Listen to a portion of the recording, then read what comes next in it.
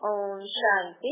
आज मीठे मीठे शिव बाबा ब्रह्मा के तन द्वारा कहते हैं, मीठे मीठे बच्चे। बाबा कहते हैं, देखो बच्चे शिव की रात्रि मनाते हैं ना। कल हमने सुना बाबा बताते हैं शिवरात्रि सो शिव जयंती, सो गीता जयंती भी होती है। जब शिव बाबा इस सृष्टि पे अवतरित होते हैं ना, कलयुगी घोर अंधियारी रात और के अंत और सत्युगी सुबह के बीच में, तो अवतरित होते हैं ब्रह्मा के तन में। ब्रह्मा की 60 वर्ष की आयु के बाद उसमें अवतरित होके आते ही हमें गीता ज्ञान सुनाते हैं। कहते हैं, देखो आप इस दुनिया में रामायण भागवत महाभारत तो चल ही रही है, प्रैक्टिकल में चल रही है ना, लेकिन गीता ज्ञान जीवन में धारण करके चलने से स्वर्ग आ जाता है। लड़ाई झगड़े दुख शांति सब मुक्त हो जाते हैं। आजकल घर घर में महाभारत प्रैक्टिकल चल रही है, रामायण प्रैक्टिकल चल रही है, भागवत प्रैक्टिकल चल रही है। लेकिन गीता ज्ञान अगर हम जीवन में समझ के जीवन में धारण करके चले ना, तो घर घर स्वर्ग बन जाएगा। मनुष्य की दुनिया, मनुष्य ने जो गीता बनाई है उसमें सच इतना ही है जितना आटे में हम नमक डालते हैं ना, थोड़ा सा। तो ये मनुष्य की गीता बनाई हुई ना, देखो गीता कितने लोगों ने अलग अलग अर्थ निकाल के गीता निकाली है ना। टैगोर की गीता, पता नहीं किस किस की गीता निकाल दी। लेकिन जब शिव बाबा इस सृष्टि पर आते हैं और ब्रह्मा के मुख से हमें गीता ज्ञान सुनाते हैं, प्रैक्टिकल, जो परमात्मा की बुद्धि में ज्ञान है कि जीवन में कैसे रहना चाहिए, घर गृहस्थी में कैसे रहना चाहिए, उस ज्ञान को गीता ज्ञान कहते हैं। आप घर गृहस्थी में सुख, आपकी घर गृहस्थी सुख शांति खुशी वाली कैसी हो, पवित्र कैसी हो, उस ज्ञान को हम गीता ज्ञान कहते हैं। वो गीता ज्ञान हमें कौन सुना सकते हैं? परमात्मा, जिसको हम श्रेष्ठ मत भी कहते हैं। चाहे आप गीता ज्ञान बोल दो या श्रेष्ठ अर्थात ऊंची मत, जिससे हमारी सोच बोल कर्म ऊंचे हो जाए, जिससे हमारी रहनी करनी बोलनी सब ऊंची हो जाए। आजकल लोग ऊंचा उसको बोलते हैं, भाई अच्छे कपड़े पहन लिए, अच्छी गाड़ी में घूम लिए, अच्छे अच्छे शब्द बोल दिए, तो उसको ऊंचा समझते हैं। लेकिन ऊंचा अर्थात ऊंचे बोल अर्थात समझ से बोल, प्रैक्टिकल बोल, और ऐसे बोल जो आप जीवन में धारण करके आपने जीवन में प्रैक्टिकल में लाए हुए। हम बोल भी ऐसे बोले, दूसरे लोगों को बोल यानी बताते हैं मुख से, लेकिन खुद जीवन में धारण करके नहीं चलते। ऐसे बोल ऊंचे बोल नहीं होते।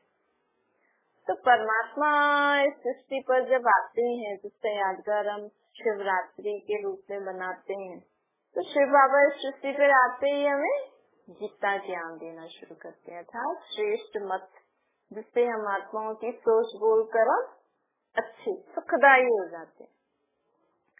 आज हमारी सोच से भी लोगों को सुख नहीं मिल रहा, बोल से कर्मों से निकल रहा है। आज हम लोगों के लिए अच्छा सोच सकते हैं, लोगों को दुआएं दे सकते हैं, बोल अच्छे बोल सकते हैं। कोई हमारे साथ बुरा करे तो हम उनके लिए अच्छा सोच सकते हैं। कितनी शक्ति चाहिए।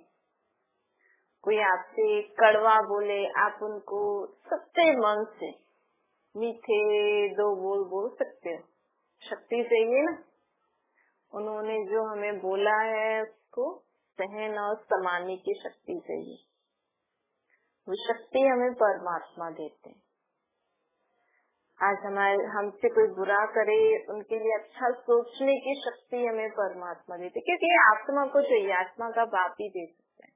तो परमात्मा सृष्टि पे आके हमें गीता ज्ञान सुनाते हैं। और गीता ज्ञान में लिखा भी हुआ है कि गीता ज्ञान में कि राजयोग भी सिखाया था, ज्ञान भी दिया था। तो बाबा हमें राजयोग भी सिखाते हैं, अर्थात सिर्फ ज्ञान नहीं देते, उस ज्ञान को जीवन में धारण करने के लिए हमें योग भी सिखाते हैं, अर्थात योग अर्थात कैसे मुझे याद करूं, भगवान को हमें, शिव बाबा को हमें कैसे याद करना है वो भी हमें सिखाते हैं। हमें भगवान को याद करना आता है आपको? भक्ति मार्ग में लोग कैसे याद करते हैं भगवान को? मिलावटी याद, तभी तो दूध भी मिलावट वाला चढ़ाते हैं ना। भगवान को याद करने का तरीका है सच्चे मन से याद करना। सच्चे मन से याद जब तब कर सकते हैं जब मन में और कोई बात नहीं है। तो बाबा कहते हैं इस रीति हमें शिवरात्रि तो शिव जयंती तो गीता जयंती मनानी चाहिए। कल के दिन हमें गीता जयंती भी मनानी चाहिए। लोग गीता जयंती दिसंबर में मना देते, लेकिन जब तक शिव बाबा ना आए तो गीता ज्ञान कौन सुनाए? गीता में लिखा हुआ है ना कि मैं प्रकृति का आधार लेकर आता हूँ, मैं आता हूँ तो मुझे कोटों में कोई पहचानता है। अब कृष्ण के पास तो अपनी प्रकृति है, तो कृष्ण क्यों बोलेंगे मैं प्रकृति के आधार लेके आता हूँ? कृष्ण क्यों बोलेंगे? कृष्ण अगर कृष्ण के रूप में गीता ज्ञान सुनाने आ जाए तो सब उनको पहचानेंगे नहीं। फिर गीता में ऐसा क्यों लिखा है मुझे कोटों में कोई में भी कोई पहचानता है जब मैं आता हूँ? तो अभी समझ की बात है ना, कृष्ण का रूप दिखाया है गीता में कि वो ऐसे रथ पे खड़ा होके कोई ऐसे ज्ञान सुना सकता है। तो लेकिन अगर ये कृष्ण ही सुना रहे हैं तो फिर उसमें ये जो शब्द लिखा है तो गलत हो गया ना, कि मुझे कोटों में कोई मुझे और मेरे ज्ञान को समझ सकता है, पहचान सकता है। तो मतलब ये श्री कृष्ण जी के शरीर के अंदर कोई और बोल रहा है। कोई और कौन है? वो है निराकार परमपिता परमात्मा। उसमें लिखा भी हुआ है कि जब उसने बोला कि आपका दर्शन कराओ तो 1000 तेजों में सूर्य से भी तेज उसने अनुभव किया। तो वो परमात्मा का ऐसे तेज नहीं है जैसे सूर्य का तेज होता है। हम तो एक गर्मी में इतनी सूर्य की तेज हम सहन नहीं कर सकते, जब बहुत तपत होती है तो 1000 सूर्य तो बहुत बड़ी बात होती है ना। तो परमात्मा में इतनी शक्तियाँ हैं। तो ये परमात्मा ही हमें गीता ज्ञान सुनाते हैं कृष्ण के 84वें शरीर में आकर। और जब परमात्मा गीता ज्ञान सुना के राजयोग सिखाते हैं ना, तो उस ज्ञान को सिर्फ अर्जुन नहीं, अर्जुन अर्थात अर्जन करने वाला, जीवन में धारण करने वाला, सिर्फ एक अर्जुन ने गीता ज्ञान नहीं सुना था। क्या सिर्फ स्वर्ग में सिर्फ एक अर्जुन ही जाएगा? अर्थात उन सभी आत्माओं ने परमात्मा द्वारा गीता ज्ञान सुना था जो जिनको स्वर्ग में जाना है। अभी हमने सुना, हमें भी समझ में आया, हाँ भाई ऐसा ज्ञान सुन के आप सोचो, आप इतने दिन से ज्ञान सुन रहे हो, अगर इस ज्ञान की एक एक बात आप जीवन में धारण कर लो तो आपका घर आज ही अभी स्वर्ग बन जाएगा या नहीं बन जाएगा? आपने जितना भी इतने दिनों से ज्ञान सुना, अगर आप जीवन में इसके हर पॉइंट को धारण कर लो तो हमारा घर, हमारा जीवन बहुत अच्छा बन जाएगा। कितने दिन से आप सुन रहे हो तो अनुभव किया ही होगा ना। ऐसे ही परमात्मा हम ही सब अर्जुन है, अर्थात अर्जन करने, धारण करने वाले। जब हम सभी आत्माएं जो परमात्मा का ये गीता ज्ञान सुन रहे हैं, जब हम जीवन में धारण कर लेंगे वैसे स्वरूप बन जाएगा हमारा, तो हम देवी, मनुष्य से देवता बन जाएंगे। फिर हमारे लिए नई सृष्टि आ जाएगी, फिर हम उसमें देवी देवता पद, देवी देवताओं जैसा शरीर धारण कर फिर पाठ बजाएंगे। कितने सहज बात है। तो परमात्मा हमें कहते हैं कि ये वही समय है जब मैं सृष्टि पर आके तुम्हें सत्य सत्य गीता ज्ञान देकर तुम्हें नर से श्री नारायण, नारी से श्री लक्ष्मी बना रहा हूँ। परमात्मा ही मनुष्य से देवता बना सकते हैं, परमात्मा ही सृष्टि को नर्क से स्वर्ग बना सकते हैं, सिर्फ ज्ञान देकर। ऐसे कोई जादू मंत्र नहीं करेंगे, हम सबको ज्ञान देते हैं। जब हम सब वो ज्ञान, अब डॉक्टरी या इंजीनियरिंग या कोई भी ऐसी पढ़ाई पढ़नी है तो लोग क्या, वो जो डॉक्टरी के जो कॉलेज होते हैं, मेडिकल कॉलेज, इंजीनियरिंग कॉलेज, तो क्या वहाँ पे कोई ऐसी कोई टीचर उनके ऊपर ऐसे थोड़ी करते हैं, हाँ आप बस डॉक्टर बन गए, हाँ बस इंजीनियर बन गए। पढ़ाई पढ़नी पड़ती है, पढ़ाई करनी पड़ती है, एग्जाम देना पड़ता है, उस अनुसार उनको पास होके फिर प्रैक्टिस करनी पड़ती है। ऐसे ही यहाँ पे भी परमात्मा इस सृष्टि को स्वर्ग बना रहे हैं। हम मनुष्य से देवता बनेंगे कब? जब हम इस ज्ञान को समझेंगे, जीवन में धारण करके करेंगे, जब हम प्रैक्टिकल में अपने अंदर अपने सोच बोल कर्मों में परिवर्तन देखेंगे, तभी तो हम सब ऐसे चलेंगे तो दुनिया आप ही स्वर्ग बन जाएगी। तो कल का दिन लोग तो बस ऐसे शिवलिंग पे दूध चढ़ा दिया, तो धतूरा चढ़ा दिया, पर सब हर एक चीज का अर्थ होता है। इतने सारे शालिग्राम बना देते हैं, बड़ा शिवलिंग बना देते हैं, लेकिन क्यों बनाते हैं? ये शालिग्राम शिव बाबा भी निराकार, हम आत्माएं भी निराकार। तो शिव बाबा इस समय कलयुग की घोर अंधियारी रातों सत्यों के बीच में जब इस समय सृष्टि पर आते हैं ना, तो देखो शिव बाबा तो शक्तिशाली, हम आत्माएं भी उनसे शक्ति ले रही हैं।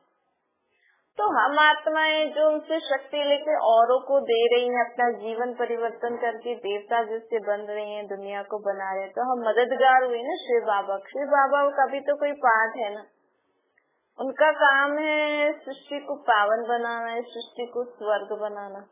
अब उसके लिए हम सब उनकी मददगार बने हैं, फायदा तो हमें भी है, लेकिन फिर भी शिव बाबा कहते हैं आप मेरा ज्ञान सुन के जीवन में धारण करते हो, मुझे याद करते हो, तो तुम आप सब मेरे मददगार हुए। तो जैसे मेरी पूजा होती है, वैसे आपकी भी छोटे छोटे शालिग्रामों के रूप में पूजा होती है। तो हम जो भी आत्माएं जो परमात्मा के कार्य में मददगार है ना, उन सब की छोटे छोटे शालिग्रामों के रूप में पूजा होती है। हम क्योंकि है तो आत्मा निराकारी, लेकिन भक्ति मार्ग में तो अब शिव बाबा के इतना बड़ा लिंग बनाने से वो बड़े से नहीं होते। हाँ, वो शक्तियों में, गुणों में, ज्ञान में बड़े हैं, कर्तव्य उनका इतना ऊंचा है, हम तो सिर्फ मददगार है ना। तो बाबा कहते देखो कितने लाखों के अंदाज में शालिग्राम बनाते हैं, फिर उनकी पूजा होती है, फिर पानी में डाल देते हैं। तो हर एक चीज को अर्थ को समझ के हम करेंगे तो हम पूजा करेंगे, या हम प्रैक्टिकल में अब उनको याद करके सच्चा सच्चा दूध चढ़ाना, ये सही बात है ना। अपने लोटी में पानी और दूध मिला के लिंग पे चढ़ा दिए, इससे क्या फायदा?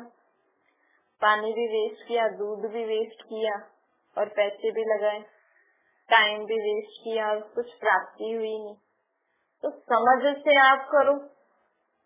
आप एक सेकंड, एक मिनट तो चलो बहुत बड़ी बात हो गई, आप कर सकते हो तो बहुत अच्छी बात है, लेकिन बाबा कहते हैं आप एक सेकंड सच्चे मन से अपने को आत्मा समझ, मुझे निराकार रूप में याद करो। एक सेकंड, कुछ भी याद नहीं होना चाहिए। ये सच्चा सच्चा दूध आपका मेरे ऊपर चढ़ जाएगा। देखो कितनी सहज बात है। आज दुनिया में लोग एक सेकंड भी परमात्मा को याद नहीं कर पा रहे ना, इसलिए दूध में भी पानी डाल देते हैं। बाबा कहते हैं आप मेरे तीन पत्ते का बेल पत्र चढ़ाते हैं ना, आप मेरे से प्रतिज्ञा करो, ऐसी कौन सी 3 बातें आप जीवन में छोड़ना चाहते हो, आज वो प्रॉमिस करके मेरे को दे दो। फिर मैं आज जिस सेकंड प्रॉमिस किया उसके नेक्स्ट सेकंड से कभी भी उसको यूज नहीं करना। ये प्रतिज्ञा हम जीवन में कब प्रैक्टिकल में ला सकेंगे? रोज आप रिवाइज करना। देखो कोई लोग तीर्थ पे जाते हैं ना तो कुछ छोड़ के आते हैं, वो खाने पीने की चीजें छोड़ के आते हैं। कोई कहते हैं मैं उधर गया ना तो मैं उधर लहसुन प्याज छोड़ के आया, ये छोड़ के आया, वो छोड़ के आया। लेकिन बाबा तो हमें कहते हैं आप अपनी बुराइयां छोड़ो, कमजोरियां छोड़ो, दुख की बात जो मन में घड़ी घड़ी आती है ना, इनको छोड़ो। तो ये 3 चीजें जो आप छोड़ना चाहते हो वो लिख के और रोज उसको देखना कि मैंने ये चीज छोड़ दी है। जब तक वो पक्की नहीं हो जाती ना, रोज चेक करना फिर से मैंने इस छोड़ी हुई चीजों को यूज तो नहीं किया। और 3 चीजें आप जीवन में जो धारण करना चाहते हो, जो आप नहीं कर पा रहे हो, वो 3 चीजें प्रॉमिस करना बाबा से, बाबा मैं आज से ये 3 चीजें छोड़ रही हूँ, आज से ये 3 चीजें धारण कर रही हूँ।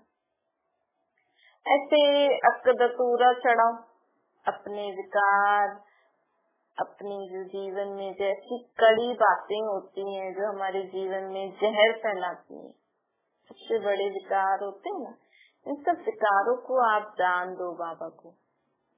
ये अकदतूरे चढ़ाओ तो फायदा भी है नहीं। इतना पैसा और भीड़ कितनी होती है, लोग और वहाँ सब पानी पानी कीचड़ कर देते हैं क्योंकि अर्थ नहीं जानते।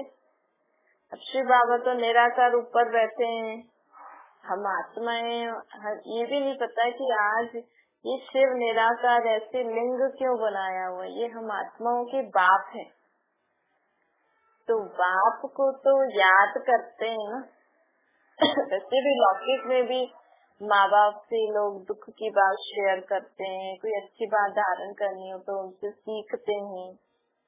तो यही हम ये सोचे, हाँ भाई ये आत्मा आत्मा, ये मेरे बाप है। तो इस रीति अगर हम बाबा को याद करेंगे, उनसे प्रतिज्ञा करेंगे, छोड़ेंगे, एक दिन क्यों, रोज शिवरात्रि मनाओ, रोज शिव जयंती मनाओ। बाप से तो रोज ही मिलते हैं ना, रोज बाबा को याद करके सच्चा दूध चढ़ाओ, रोज बाबा से प्रॉमिस करो कि मैं आज से ये नहीं करूंगी, जो धारण करना है वो धारण करो। रोज कोई भी विकार परेशानियां जो आप अभी तक पूरी रीति गई नहीं है वो बाबा को देते रहो। तो इस रीति हमें जीवन में परिवर्तन आएगा। और बाबा जो हमें ज्ञान सुनाते हैं वो सुन के घर गृहस्थी में रहते हुए पवित्र रह के स्वर्ग बनाने के लिए बाबा की मददगार बनो। तो बाबा कहते हैं इस रीति हमें ये त्योहार मनाना चाहते, बाकी नॉर्मल वे से जैसे कलयुगी दुनिया वाले लोग मनाते हैं वो तो हम कितनी बार मना के आए। लेकिन अब बाबा हमें स्वयं ही आके अपनी पहचान दे रहे हैं कि देखो मैं कैसे आया हूँ और कैसे तुम्हें ये सच्चा सच्चा गीता ज्ञान दे रहा।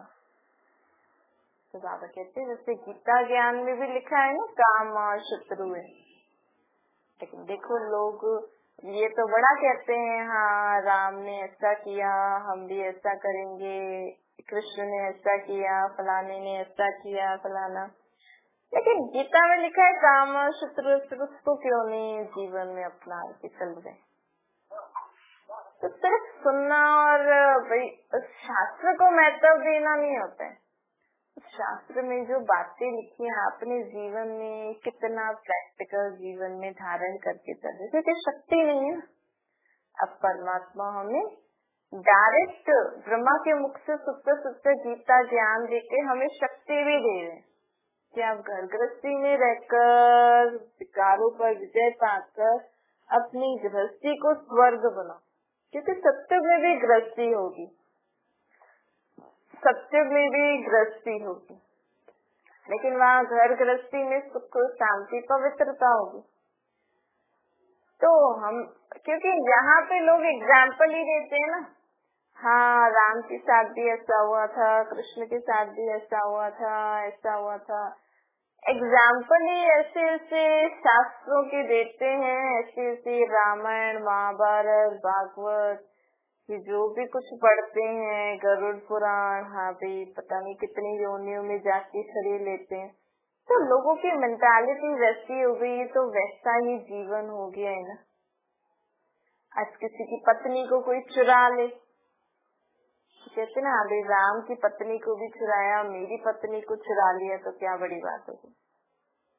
अरे तो गलत है। राम, त्रेता वाले राम के जीवन में कोई रावण थोड़ी होगा, उनकी दुनिया में कोई रावण थोड़ी होगा। ये तो कलयुग की दुनिया की बातें बना के आपने राम, सीता, राधे कृष्ण, लक्ष्मी नारायण को भी ऐसा बना दिया है, जिनके जीवन में भी इतना दुख, परेशानी और ऐसे सब था। तो परमात्मा हमें प्रैक्टिकल में उस दुनिया के बारे में बता के कि भाई कृष्ण की दुनिया में राधे कृष्ण कैसे रहते थे, कैसे उनका स्वयंवर, कैसे उनकी दुनिया में सुख शांति थी, राम सीता की दुनिया में कितनी सुख शांति थी। जब हम ऐसी ऐसी बातें सुनते हैं तो हमें पॉजिटिविटी भी लगती है कि हाँ भाई ऐसी भी दुनिया थी, हम वैसे बन सकते हैं। नहीं तो लोग इम्पॉसिबल समझते हैं कि ऐसा तो ऐसी कोई दुनिया हो ही नहीं सकती जहाँ पे कंस नहीं हो, रावण नहीं हो। क्योंकि कृष्ण की दुनिया में कंस को डाल दिया, राम की दुनिया में रावण को डाल दिया, तो लोग सोचते हैं हाँ भाई ठीक है, जैसा है वैसे ही जीवन अच्छा है। लेकिन ये कंस, रावण जैसे लोग तो अभी है ना दुनिया में, ये सूर्पनखा जैसे लोग तो अभी है ना दुनिया में। ऐसी दुनिया थी। परमात्मा यही तो हमें जगाने आए हैं। देखो शिवरात्रि के दिन जागरण भी होता है ना, तो परमात्मा हमें जगाने आए हैं ये सब ज्ञान देकर के, हे जीव की आत्मा जागो और फिर से सो नहीं अर्थात फिर से अज्ञान अंधेरे में अज्ञान की बातें सुनते सुनते सो नहीं जाओ। वैसा ही जीवन में ऐसा नहीं सोचो हाँ भाई ऐसा ही जीवन चलेगा, नहीं। एक सुख की दुनिया थी, एक सोने की दुनिया थी जहाँ पे सुख शांति खुशी थी। उसी दुनिया में चलने के लिए परमात्मा में इतना उच्च ज्ञान दे रहे हैं। हमसे कह रहे हैं कि अब पुरानी बातें छोड़ो, नई बातें धारण करो। तो इस रीति हमें परमात्मा को याद करके परमात्मा का मददगार बनना है। कैसे मददगार बनना है? वो जो हमें बातें सिखा रहे हैं उनको जीवन में धारण करके आप जितना परिवर्तन हो जाओगे ना। कोई आपसे बोले राम की सीता चुराई, बोले नहीं चुराई, राम सीता की दुनिया में कोई रावण नहीं होता। आपको अपनी बुद्धि से ये रावण निकालना पड़ेगा, ये कंस जैसे लोग निकालने पड़ेंगे और प्रैक्टिकल समझना पड़ेगा। हाँ ऐसी सुख की दुनिया थी, अब मैं वहीं जाने के लिए तैयार हो रही हूँ और मेरा ये बाबा ऐसा बना रहे हैं। जब हम अपने इन जीवन में परिवर्तन लाएंगे ना, चाहे ज्ञान समझ के हिसाब से, चाहे गुणों के हिसाब से, चाहे शक्तियों के हिसाब से कि हाँ मेरे में सहन शक्ति है, ऐसा नहीं बोलो मेरे में सहन शक्ति नहीं। बाबा को याद करके सहन शक्ति को आह्वान करो, सदा सुख शांति खुशी में रहो। ऐसे जीवन में परिवर्तन लाओगे ना तो ही हम बाबा के कार्य में मददगार बन सकते हैं। अच्छा, मीठी मीठी सिखलती बच्चों प्रति माता पिता बाप दादा का याद प्यार और गुड मॉर्निंग। रूहानी बाप की हम सभी रूहानी बच्चों को नमस्ते। हमारी भी रूहानी माता पिता बाप दादा को याद प्यार गुड मॉर्निंग और नमस्ते वरदान है। शांति की शक्ति द्वारा सर्व को आकर्षित करने वाले मास्टर शांति देवा बनो। जैसे वाणी द्वारा सेवा करने का तरीका आ गया है, ऐसे अब शांति का तीर चलाओ। मैं शांत आत्मा हूँ। हर जब भी टाइम मिले ना कोशिश करके हर घंटे, हर आधा घंटे, 2 घंटे, जब भी टाइम मिले बस इस संकल्प में 1 मिनट बैठ जाना, मैं शांत आत्मा हूँ। तो इस शांति की शक्ति द्वारा ना हम रेत में भी हरियाली कर सकते हैं। कितना भी कड़ा पहाड़ हो उसमें भी पानी निकाल सकते हैं। शांति की महान शक्ति को संकल्प बोल कर्म में प्रैक्टिकल लाओ इस शांति की शक्ति को, तो मास्टर शांति देवा बन जाओगे।